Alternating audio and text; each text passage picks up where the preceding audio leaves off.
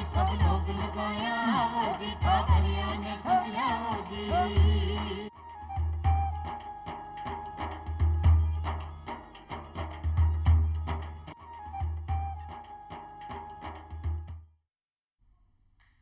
चौपाल देखवाला सगला दर्शिका ने राम राम सा।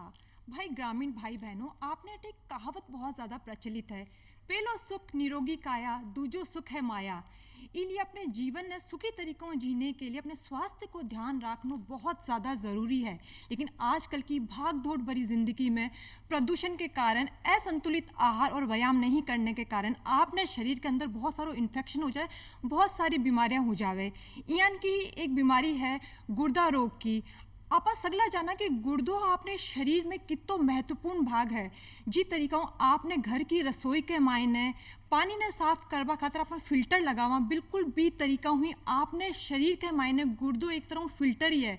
वो अपने शरीर का जितना भी विषाणु पदार्थ है वह बाहर काट शरीर ने स्वस्थ रखे, साथ ही साथ पानी की मात्रा ने बना रखे और इसके साथ में खून बनावे, खून की सफाई भी रखे। इसलिए गुर्दो अपने शरीर को एक बहुत ही महत्वपूर्ण भाग है और गुर्दा ने अच्छी तरीका से रखना, गुर्दा रोग बचने के लिए आपने कौन कौन सा उपाय करना, इस विषय पर आज ही चौपाल में आप बात कर सकते हैं। और आज ही चौपाल को विषय भी है गुर्दा रोग का कारण और ब्यू निवारण की तरीकों करो जावर। ये विषय पे जानकारी देबा खातर आपने सगे पधारा है डॉक्टर राकेश शर्मा जी, जो कि गुर्दा रोग विशेषज्ञ है, साथ ही गोल्ड मेडलिस्ट भी है अपनी फील्ड के मायने। राकेश जी, मैं चौपाल में आपको बहुत बहुत स्वागत है। डॉक्टर साहब, आज आप गुर्दा रोग की बात कर रहे हैं। जी आप अभी बात करिए कि गुर्दो बहुत ज़रूरी है, शरीर को बहुत महत्वपूर्ण भाग है। तो सबसे पहले आप माँ के ग्रामीण भाई बहन है, आप बताओ कि गुर्दा रोग जो है वो है कहीं। नमस्कार दोस्तों, मैडम ने बहुत ही अच्छी तरह से बताया अपन को कि गुर्दा कितना महत्वपूर्ण अंग है। गुर्दा बेसिकली अपने शरीर के अवशिष्ट पदार्थों को बाहर निकालता है। बिल्कुल सही उदाहरण दिया उन्होंने कि एक छलनी की तरह से काम करता है। अपन जो भी खाने पीने में जो प्रोटीन लेते हैं वो डिग्रेड होकर यानी टुकड़ों में टूट करके यूरिया और क्रेटिनिन बनता है और उस क्रेटिनिन को निकालने का प्रमुख जो अंग है वो गुर्दा ही है, जिसको अपन किडनी भी बोलते हैं।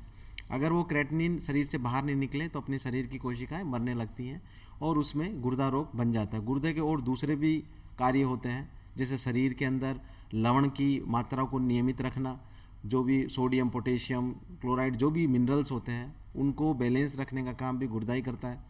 खून को बनाने के लिए एक इरिथ्रोपोइटिन हार्मोन होता है, जिसकी वजह से खून बनने के लिए अपनी जो बोन मेरो जहाँ खून बनता है वहाँ वो प्रेरित करता है इरिथ्रोपोइटिन हार्मोन, तो वो भी गुर्दा ही बनाता है। इसलिए हम देखते हैं कि गुर्दा रोगी जो होते हैं उनमें खून की कमी हो जाती है। अब अपन बात करते हैं कि गुर्दा, अपन ने समझ लिया कि गुर्दा बहुत महत्वपूर्ण अंग है, तो इसमें क्या क्या रोग हो सकते हैं और वो क्यों हो सकते हैं और उनसे कैसे बचा जा सकता है। तो सबसे पहले मैं बात करता हूँ कि गुर्दे में दो तरह के रोग होते हैं। हम उसको दो भागों में डिवाइड करते हैं, एक मेडिकली यानी कि जिसको दवाइयों से ठीक करना होता है, और एक सर्जिकली। तो जो मेडिकली जो कारण होते हैं उनमें वैसे तो बहुत लंबी चौड़ी लिस्ट है, हज़ारों रोग हैं, पर जो सबसे महत्वपूर्ण रोग है वो है बीपी और शुगर, यानी कि अनियमित जो ब्लड शुगर है और अनियमित जो हाइपरटेंशन यानी बीपी जिसको बोलते हैं, अगर वो हो जाती है तो वो दूसरे अंगों को तो ख़राब करते ही करते हैं, साथ में किडनी को भी ख़राब करते हैं।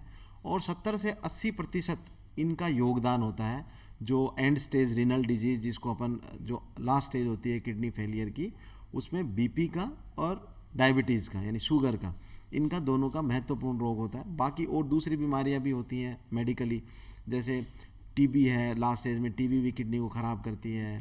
फिर जो जेनेटिक रोग होते हैं वो भी किडनी को ख़राब करते हैं। कई तरह की इन्फेक्शंस होते हैं वो भी किडनी को ख़राब करते हैं। तो डॉक्टर साहब जी, अभी आप बता रहे हो कि डायबिटीज़ का और जो बीपी का जो मरीज है वन बीमारी हुआ को ज़्यादा खतरों रेवे है, तो वन कौन कौन से सावधानियां बरतनी चाहे कि जो भी बीपी का और शुगर का जो पेशेंट है वन अब बीमारी नहीं हुआ है। जी देखिए, बीपी और शुगर ये अपने आप में कोई बीमारी नहीं है अगर ये कंट्रोल में रहे। अगर ये अनकंट्रोल होती है तभी इसकी कॉम्प्लिकेशन होती है। ये अपने शरीर में, जैसे बीपी है, बीपी अगर आपका बढ़ गया लेकिन आपने मेडिसिन से या अपनी जीवनचर्या से, दिनचर्या से, योगा मेडिटेशन से इसको कंट्रोल करके रखा तो कोई दिक्कत नहीं, कोई कॉम्प्लिकेशन नहीं होगी। जो complication kidney failure, BP direct kidney को ख़राब नहीं करा। अगर किसी को बीपी हो गई तो उसकी किडनी फेल नहीं होगी। लेकिन अनियंत्रित बीपी हो गई, यानी बीपी उसकी 150 से ऊपर चल रही है, तो वो धीरे धीरे किडनी को फेल कर देगी। ऐसे ही शुगर भी, शुगर किसी को होगी लेकिन उसने अपने खान पान से, मेडिसिन से कंट्रोल करके रखी, तो वो किडनी को डैमेज नहीं करेगी। फिर मैं बात करता हूँ कि अभी अपने मेडिकल बीमारियों की बात करी, फिर सर्जिकल बीमारियाँ जो किडनी को ख़राब करती हैं। जैसे यंग एज के अंदर अगर पेशाब के रास्ते में आगे रुकावट है, उस रुकावट की वजह से किडनी में बैक प्रेशर चेंजेस आते हैं।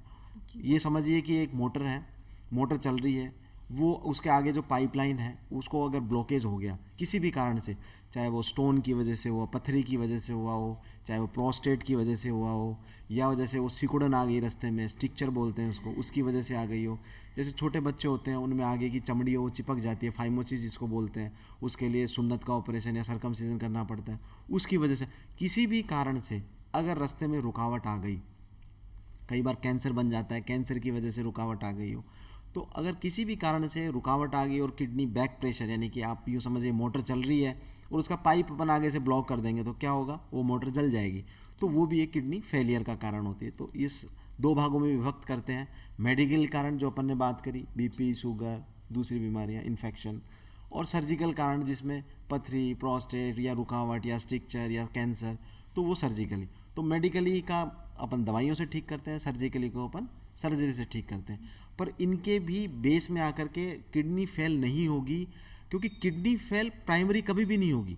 इन दोनों कारणों में किडनी तब फेल होती है जब अपन लापरवाही बरतते हैं और उसको लास्ट स्टेज में जाने देते हैं। शुरुआती अगर चीज़ें कंट्रोल कर ली जाए तो किडनी कभी फेल नहीं होती। तो डॉक्टर साहब जी, अभी आप बता रहे हो कि भैया अपन शुरू में ही ध्यान रख ले वहाँ, तो आपने जो गुर्दो है, गुर्दो रोग की समस्या अपन हुसी को नहीं, किडनी फेल को नहीं है, लेकिन है ना अपन ठा किया पड़े, कई लक्षण है जी ठा पड़े कि भाई गुर्दा में दर्द हुआ है, या की तरीकों में अपन ठा पड़े कि गुर्दा में कोई परेशानी है, ताकि अपन डॉक्टर ने जा दिखा सका।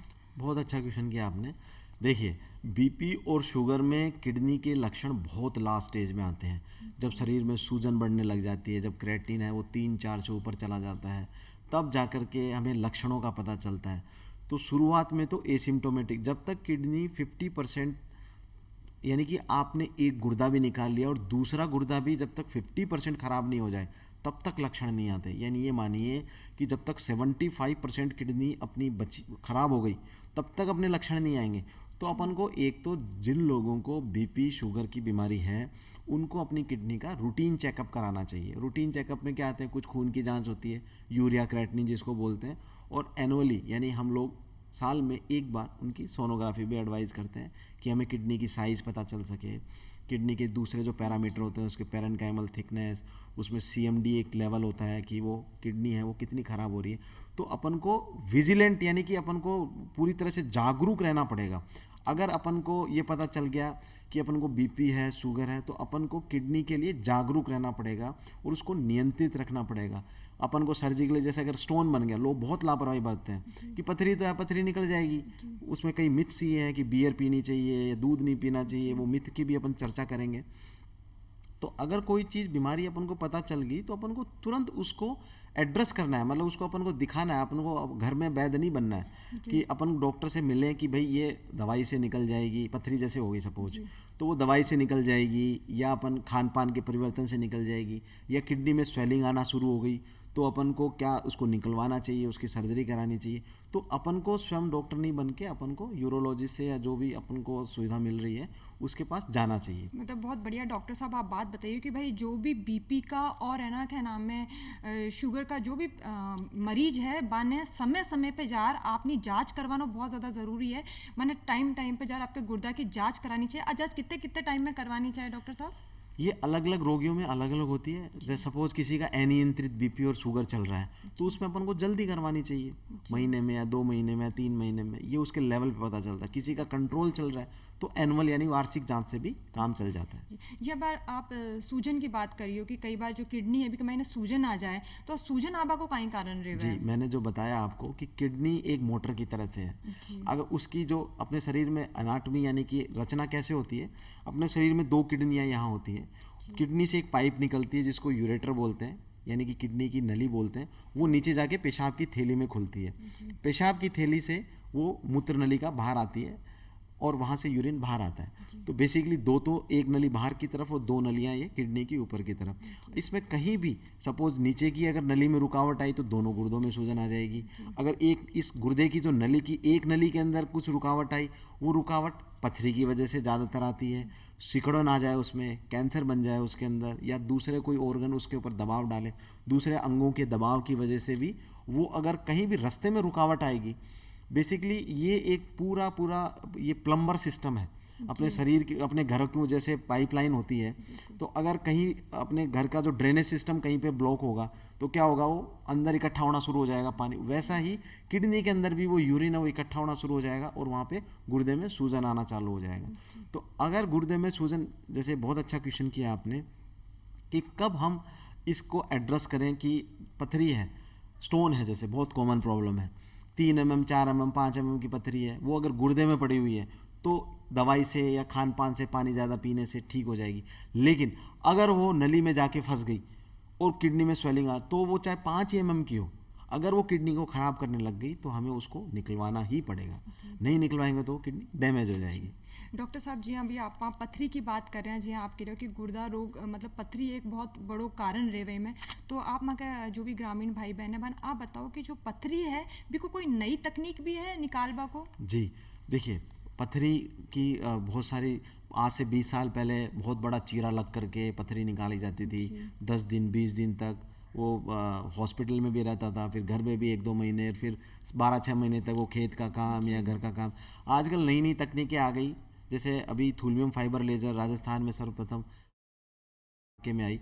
उसके अंदर हम पेशाब के रास्ते से ही लेज़र फाइबर जाता है और गुर्दे की पथरी को डस्ट कर देता है। उसमें किसी तरह की कोई कमजोरी नहीं आती। जो हमारे ग्रामीण भाई बहन जिनका हम ऑपरेशन करते हैं, वो अगले दिन ही घर चले जाते हैं और 2-3 दिन बाद ही वो अपने खेत के या जो भी भारी भरकम जो काम होते हैं। तो कहने का मतलब इतनी एडवांस तकनीक आ गई है कि आपको घबराना नहीं है कि अब तो मेरा ज़िंदगी, बहुत सारों के मन में ये विचार रहते हैं कि भाई हमारा तो एक बार ऑपरेशन हो गया, फिर हम तो खेत में काम ही नहीं कर पाएंगे, हमारा तो मजदूरी का काम है वो नहीं कर पाएंगे। नहीं, ऑपरेशन के बाद भी आप उतनी ही अपनी एफिशिएंसी के साथ, अपनी क्षमता के साथ काम कर सकते हैं। तो अपन को बहुत ध्यान रखना है, अगर कोई बीमारी हो गई है तो उसको अपन को घबराना नहीं है। बीपी हो गई, शुगर हो गई, लोगों में एक मिथ रहता है कि सब बीपी हो गई, शुगर हो गई, अब तो दवाई लेना, अब तो मरना है। नहीं, ऐसा नहीं है। 20-20, 30-30, 40-40 साल तक लोग अपना पूरा जीवन व्यतीत करते हैं। अगर आपने बीमारी को कॉम्प्लिकेशन नहीं किया, कॉम्प्लिकेशन मतलब जो भी अपन ने कोई बीमारी हुई, बीमारी के 4 लक्षण होते हैं। सबसे पहला लक्षण होता है कि वो होए ही ना, उसको प्रिकॉशन दे दिया अपन ने, जैसे पथरी होए ही ना, तो उसके लिए क्या है, ये भी एक मैं बहुत अच्छा संदेश देना चाहूँगा कि अपन को कम से कम इतना पानी पीना है कि अपना 2.5 लीटर यूरिन बने। अब 2.5 लीटर यूरिन कैसे बनेगा, क्योंकि पानी हर आदमी तो एक समान नहीं पी सकता। तो उसमें ये है कि अगर कोई बाहर ज़्यादा रहता है तो उसको ज़्यादा पानी पीना है, और अगर कोई ऑफिस वर्क है या घर के अंदर रहता हो तो उसको कम पीना। अब कितना पीना है, तो अपन 5 से 7 बार यूरिन करने जाएं। अगर अपन 5 से 7 बार 24 घंटे में कम पेशाब करने जा रहे हैं, इसका मतलब ये है कि अपन पानी कम पी रहे हैं। तो अपन इस चीज़ का ध्यान रखें कि पानी बराबर पिए। खान पीने में जैसे नींबू, संतरा, इनका ध्यान रखें। नमक कम खाएं। खाने पीने का अपन ध्यान रखेंगे तो ये पथरी बने नहीं। तो पहली स्टेज होगी कि प्रिकॉशन, यानी कि पथरी बने नहीं। दूसरी है कि वो बन गई। अब बन गई तो उसके लिए अपन को दवाई लेनी है या डॉक्टर से मिलना है, वो दूसरी स्टेज है। तीसरी स्टेज है कि उसकी कॉम्प्लिकेशन है, गुर्दे में सूजन आ गई। तो अब उस कॉम्प्लिकेशन को भी अपन को ठीक करना है। यूं नहीं कि अब तो मरना ही है, नहीं, उसको भी ठीक किया जा सकता है। अपन पथरी निकाल के उसकी सूजन के लिए उसमें स्टेंट डालते हैं। और चौथी से सपोज कॉम्प्लिकेशन से वो गुर्दा खराब भी हो गया तो फिर वो चौथी स्टेज आती है जिसमें डायलिसिस और किडनी ट्रांसप्लांट। तो ये 4 स्टेज में अपनी कोशिश ये रहनी चाहिए कि अपन पहली स्टेज में ही ठीक हो जाए, दूसरी, तीसरी स्टेज, चौथी स्टेज तक आए ही नहीं। डॉक्टर साहब, बहुत बढ़िया बात आप बताइए कि भाई आपा ने सब पहले तो अपने स्वास्थ्य को ध्यान रखना बहुत ज़रूरी है, पानी पीना बहुत ज़्यादा ज़रूरी है, इसके अलावा एक अच्छा आहार लेना भी बहुत ज़रूरी, ताकि आपा ने पथरी जियान की समस्या हुए ही नहीं। और पानी तो भी पीनो, चाहे शरीर का सारा ही रोग जो है वे पानी निकल जावे। डॉक्टर साहब, इसके साथ में एक और चीज़ पूछ चाहूँ कि अब टाबरा की अगर बात करा तो टाबरा में जो गुर्दो रोग है वो बहुत का कितना खतरो रहे है? बच्चों में जनरली किडनी डिजीजेज बड़ों के मुकाबले कम होती है, लेकिन कई कंजेनाइटल प्रॉब्लम्स होती हैं। जैसे बच्चों में जैसे मैंने बताया ना, नली की सिकुड़न जिसको हम पीयूष ऑब्स्ट्रक्शन बोलते हैं, जन्मजाति बच्चों के गुर्दे में सूजन आती है, तो उसका भी सर्जरी से हम लोग उस सिकुड़न को हटा के और जोड़ देते हैं। आगे की जो पेशाब की चमड़ी होती है बच्चों में वो जुड़ी हुई होती है, फाइमोसिस बोलते हैं, उसको भी हम हटा सकते हैं। दूसरा, बच्चों में अगर जैसे किडनी की प्रॉब्लम होती है तो कुछ ना कुछ उसके पीछे लक्षण होता है। क्यों? क्योंकि गुर्दा रोग बच्चों में अनकॉमन है, कॉमन नहीं है। पथरी बनना बच्चों में, अगर बच्चे में पथरी बन रही है तो हमें चौकन्ना होना चाहिए। क्यों? क्योंकि बच्चों की इस प्रक्रिया ही भगवान ने इस तरह से दी है कि बच्चों में पथरी बनना या गुर्दा रोग होने की संभावनाएं कम होती हैं। तो हमें ये देखना है कि कोई एनाटॉमिकल वेरिएशन तो नहीं है, कि कोई जन्मजात विकृति तो नहीं है। तो इसके लिए हमें जांच करवाते हैं, सोनोग्राफी है, रंगीन एक्सरे की जांच है, उससे हमें पता चलता है कि कोई एनाटॉमिकल वेरिएशन यानी कि कोई शरीर के अंदर उसकी कोई आकृति की कोई विकृति तो नहीं आई है। तो सबसे पहले हम वो देखते हैं। दूसरी बात, बच्चों में रिजर्व बहुत कम होता है। बड़े तो सपोज स्टोन बन गया, बड़ों में तो क्या है कि पथरी पड़ी रही गुर्दे के अंदर एक कोने में पड़ी है तो कोई दिक्कत नहीं है। लेकिन बच्चों में अगर पथरी बनती है तो वो धीरे धीरे बड़ा रूप लेकर के और किडनी फेलियर के चांसेस भी ज़्यादा होते हैं, क्योंकि बच्चों में रिजर्व कम होता है। तो ये डॉक्टर साहब एक छोटो टाबर है, ये बड़ान तो ठा भी पड़ जाएगी, शरीर में खट्टे दर्द हो रही है, कहीं जांच करानी नहीं करनी, लेकिन एक छोटो टाबर की यहाँ बतावे कि शरीर में खट्टे दर्द हो रही है या खट्टे भी स्टोन बन रहे हैं। देखिए, बच्चों में एक सबसे जो हमारी ट्रेनिंग में भी हम देखते थे, अगर बच्चा खा पी रहा है और अपनी पोटी और यूरिन कर रहा है, इसका मतलब वो स्वस्थ है। बच्चों में और जानवरों में भी, बच्चे अगर खाना पीना छोड़ दिया, दूध पीना छोड़ दिया, वो खा पी नहीं रहे, इसका मतलब उसमें कुछ ना कुछ समस्या है। अगर बच्चा दूध नहीं पी रहा, खाना नहीं खा रहा, इसका मतलब उसमें प्रॉब्लम है, हमें डॉक्टर को दिखाना है। दूसरी बात, बच्चों को एक बहुत बड़ा अस्त्र शस्त्र दिया है भगवान ने, रोने का, क्राइंग। बच्चा अगर रो रहा है, डेफिनेटली उसको कुछ ना कुछ प्रॉब्लम है। तो रोना प्लस अगर वो खाना पीना नहीं कर रहा है, प्लस तीसरी बात, आप माँ हैं, वो ये ज़रूर देखें कि वो कितनी बार पेशाब करने जा रहा है। पता चला कि वो पूरे दिन भर ही पेशाब करने नहीं गया, तो फिर अपन को कुछ ना कुछ प्रॉब्लम है, या तो यूरिन बन नहीं रहा है या बन रहा है तो निकल नहीं रहा है, तो अपन को डॉक्टर के पास जाना चाहिए। मतलब आप कह सका कि भाई छोटो टाबर है, अगर वो खानो तरीका वो नहीं खा रहे हो, दूध नहीं पी रहे हैं, या फिर वो बार बार बाथरूम नहीं जा रहे हैं, तो अपन डॉक्टर की सलाह लेना बहुत ज़्यादा ज़रूरी है। इसके साथ आता बात अपन कर ली टाबरा के मायने ई बीमारी के बारे में, लेकिन जी बड़ा बुजुर्गों के मायने बहुत सुना कि भाई गुर्दो खराब हो गया है या गुर्दों को रोग हो गया है, गुर्दा में पथरी हो गई है, तो बुजुर्गों में बीमारी हुआ का कई कारण है। तो देखिए, बुजुर्गों में पेशाब की समस्याएं बहुत ज़्यादा होती हैं। उसका महत्वपूर्ण कारण होता है, सबसे महत्वपूर्ण कारण होता है प्रोस्टेट का।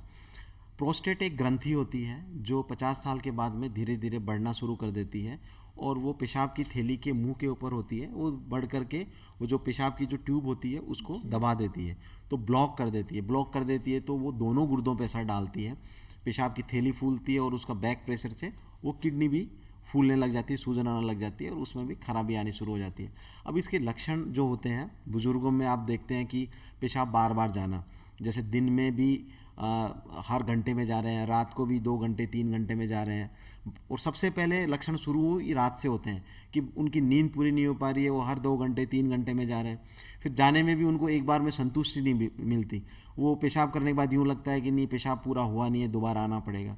फिर उनको जोर लगाना पड़ता है, पेट के जोर से। पेशाब करना एक नॉर्मल प्रक्रिया है जिसमें जोर नहीं लगता। पेशाब की थैली स्वयं संकुचित होती है और पेशाब अपने आप निकलता है। पेशाब में जलन होती है, पेशाब बार बार आता है, और करने के बाद में भी पूरी संतुष्टि नहीं मिलती, जाते ही पेशाब नहीं होता, हेजिटेंसी रहती है कि थोड़ी देर रुके फिर पेशाब आया। तो इस तरह के लक्षण बुजुर्गों में आते हैं, तो अपन को सचेत हो जाना चाहिए कि हाँ, हमें प्रोस्टेट के लक्षण आ रहे हैं और हमें डॉक्टर से मिलना चाहिए। कारण कि प्रोस्टेट अगर शुरुआती स्टेज में होता है तो उसमें मेडिकली भी ठीक हो जाता है। फिर अगर कॉम्प्लिकेशन डेवलप हो जाती है, जैसे गुर्दे खराब करने शुरू कर दिए प्रोस्टेट ने, तो फिर हमें ऑपरेशन करना पड़ता है। इसमें भी जो आपने पूछा था नई तकनीक आई है, उसके अंदर भी थूलियम फाइबर टेक्निक है जो बहुत एडवांस टेक्निक है, उससे भी प्रोस्टेट का बहुत सफलतापूर्वक ऑपरेशन किया जा सकता है। जी, मतलब कि आप कह सका कि मतलब अगर एक कोई दर्द वर्द भी कहीं मतलब हुआ है जहाँ मतलब पथरी हो जावे पेट में, तो कहवे ना दर्द हुआ है, तो इयान को भी कोई कि गुर्दा में अगर पथरी हो रही है तो कटे शरीर में कोई इयान को अंग जटे दर्द हो रहे हुए तो ब्यूँ बिठा पड़ जाए। जी बिल्कुल, आपने बहुत सही पूछा। स्टोन का जो महत्वपूर्ण लक्षण है वो ये है कि यहाँ कमर में, कमर के पीछे या रेडिएटिंग पेन नीचे की तरफ आता है।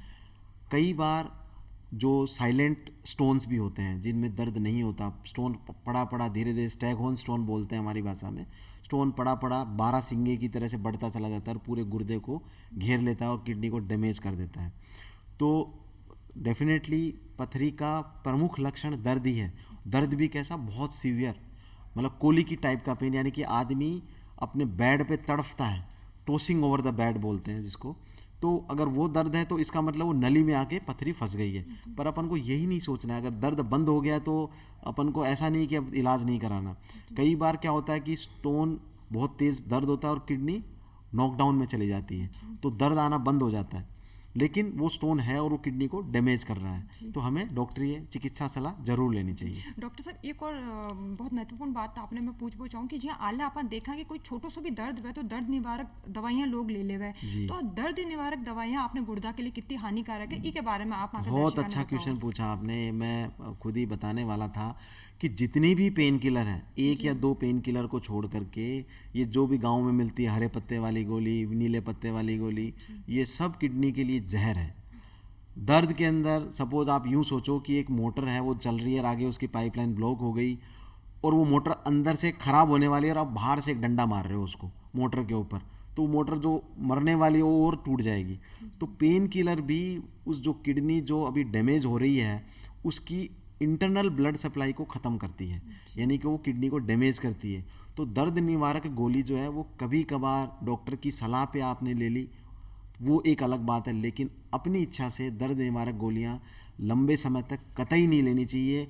और बीपी और शुगर के साथ साथ दर्द निवारक गोलियां भी महत्वपूर्ण कारण होती हैं किडनी डैमेज का। जी, जब तक बहुत ज़्यादा ज़रूरत नहीं हुआ है, जब तक बहुत ज़्यादा दर्द नहीं हुआ है, दर्द बर्दाश्त नहीं हुआ है, जद ही भी दवाई लेनी चाहिए, नहीं और तो लेनी उसमें ही भी नहीं हमें चाहिए। ये देखना होता है कि अगर क्रेटिनिन बढ़ा हुआ है तो कुछ इस तरह की दर्द निवारक गोलियां होती हैं जो किडनी को नुकसान नहीं पहुंचाती हैं। तो हमें दर्द निवारक गोली भी अपनी मर्जी से नहीं लेनी, वो डॉक्टरी सलाह से ही लेनी है, ताकि ऐसी दर्द निवारक गोलियां हो जो किडनी को डैमेज ना करें। जी डॉक्टर साहब बहुत बढ़िया बात आप बताइए हमारे दर्शकन। इसके साथ एक और चीज़ पूछ चाहूँ कि जब किडनी फेल हो जाए, किडनी खराब हो जाए, तो डायलिसिस जो हुआ है, तो जो डायलिसिस करवावे इको कोई और विकल्प को नहीं कि आप डायलिसिस की जगह कुछ और करवा सका? देखिए, डायलिसिस जो है वो एंड स्टेज रीनल डिजीज यानी कि सीकेडी की जो लास्ट स्टेज है, गुर्दा रोग की जो अंतिम अवस्था होती है, जिसमें कि पेशेंट के गुर्दे बिल्कुल फेल हो गए हैं, शरीर में सूजन आनी शुरू हो गई, क्रेटिनिन है वो 7-8 से ऊपर बढ़ गया, उसके बाद में डायलिसिस या जिसको रीनल रिप्लेसमेंट थेरेपी बोलते हैं, यानी कि गुर्दों का कोई दूसरा विकल्प। अब उसमें दो चीज़ आती हैं, या तो डायलिसिस या किडनी ट्रांसप्लांट। किडनी ट्रांसप्लांट एक बहुत अच्छा विकल्प है डायलिसिस का, जिसमें जो रोगी है वो अपनी नॉर्मल दिनचर्या जी सकता है। कारण कि जो डायलिसिस होता है वो हफ्ते में 2 बार या 3 बार या कभी कभी 4 बार भी ज़रूरत पड़ती है, तो वो उसमें उसकी पूरा दिन उस डायलिसिस में निकल गया तो उसकी रोज़मर्रा का जीवन जो है वो पूरा हैम्पर्ड हो जाता है और धीरे धीरे डायलिसिस के दुष्प्रभाव भी आते हैं। तो अगर कोई सक्षम है जिसके पास किडनी, उसके फैमिली में कोई डोनेट करने वाला है, दान करने वाला है, तो डेफिनेटली किडनी ट्रांसप्लांट बहुत अच्छा विकल्प है डायलिसिस का, और जिससे वो अपनी नॉर्मल दिनचर्या आराम से व्यतीत कर सकता है। और एक किडनी ट्रांसप्लांट से होने के बाद 10 साल 20 साल तक वो आराम से अपना जीवन व्यतीत कर सकता है। जी, तो डॉक्टर साहब जी अभी आप बात करी है कि कोई दूसरो विकल्प है, लेकिन इमें जो कई लोगों के शुरू में जन्म हुई एक ही किडनी हुए तो भी को कई कारण रहे हुए हैं। देखिए, सोलिटरी किडनी यानी सिंगल किडनी एक कंजेनाइटल एनोमली है। अपने शरीर में जो भ्रूण अवस्था में जिस तरह से अंग बनते हैं, उसमें से 500 से 800 लोगों के बीच में एक आदमी ऐसा निकलेगा, इंसिडेंस अगर देखते हैं, जिसकी एक ही किडनी होती है। एक किडनी होना अपने आप में कोई रोग नहीं है। अगर वो किडनी स्वस्थ है तो कई लोगों को पूरे जीवन भर पता ही नहीं चलता कि उनकी एक ही किडनी है। पर अगर उसमें दिक्कत हो गई, सपोज उसमें उसको बीपी शुगर हो गई, तो एक किडनी वाले में नुकसान थोड़ा जल्दी होता है। या सपोज उसमें सर्जिकल प्रॉब्लम, जैसे उसमें पथरी बन गई या उसमें कोई कैंसर डेवलप हो गया, तो उसमें लक्षण बहुत जल्दी आएंगे।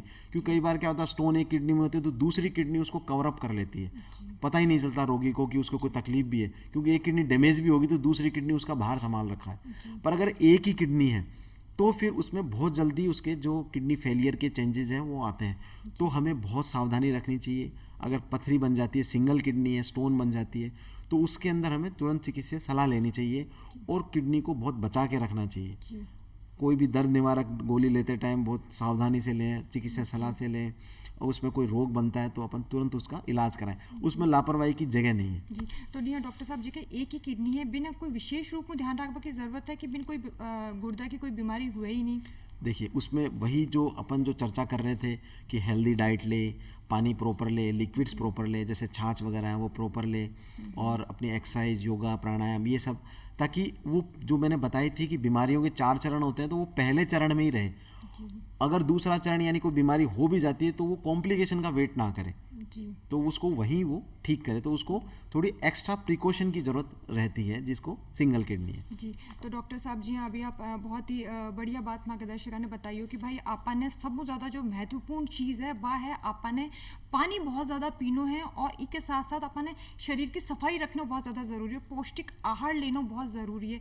डॉक्टर साहब ये पौष्टिक आहार में आप बताओ कि आपा ने संतरों, नींबू, ये सब चीज़ें खानी चाहिए। इसके अलावा भी कोई चीज़ है जो जिनके पहले स्टोन मतलब बाद में स्टोन हो जावे, बिन कोई अलग तरह की डाइट लेनी हुए? जी, ये आपने बहुत अच्छा प्रश्न किया। देखिए, स्टोन के लिए ये आपने देखना होता है कि ये किस तरह का स्टोन है। जैसे ऑक्जेलेट स्टोन है, कैल्शियम ऑक्जेलेट स्टोन है, तो ऑक्जेलेट्स जो जैसे बीज वाली सब्जियां हैं, या और चॉकलेट्स हैं, या जैसे काजू हैं, या कोका कोला है, इनमें ऑक्जेलेट्स ज़्यादा होता है, तो उनको अपन थोड़ा अवॉइड करें। लेकिन सबसे मैं बार बार यही कहूँगा, सबसे महत्वपूर्ण जो कारक होता है स्टोन बनने का, पथरी बनने का है, वो है पानी की कमी। पथरी कैसे बनती है? पथरी बनती है मिश्री की तरह से, यानी कि एक लेयर के ऊपर लेयर चढ़ती जाती है। तो पथरी के लिए पहले एक नीडस होता है, एक छोटा सा कोई कण होगा, उस कण के ऊपर धीरे धीरे धीरे धीरे वो परत चढ़ती चली जाती है। वो कब चढ़ेगी? जब आपका यूरिन है, यानी जो पेशाब है, वो गाढ़ा होगा। मतलब आप ये सका कि भाई आपा ने पानी बहुत ज़्यादा पीना है ताकि आप बार बार बाथरूम जा सको और आपने शरीर का जो विषाणु पदार्थ है वे बाहर निकल सके, ताकि आपने पथरी बढ़े ही नहीं। डॉक्टर साहब आप माँ की चौपाल कार्यक्रम में पधारे और माँ के दर्शिका ने गुर्दा रोग के निवारण का इतना बढ़िया उपाय बताया, आपको बहुत बहुत धन्यवाद। ग्रामीण भाई बहनों, स्वस्थ रहो, अपने परिवार ने भी स्वस्थ रखो। आज री चौपाल में बस इतो ही, फिर मिलशा एक नई चौपाल में एक नए विषय के साथ। तब तक के लिए राम राम सा।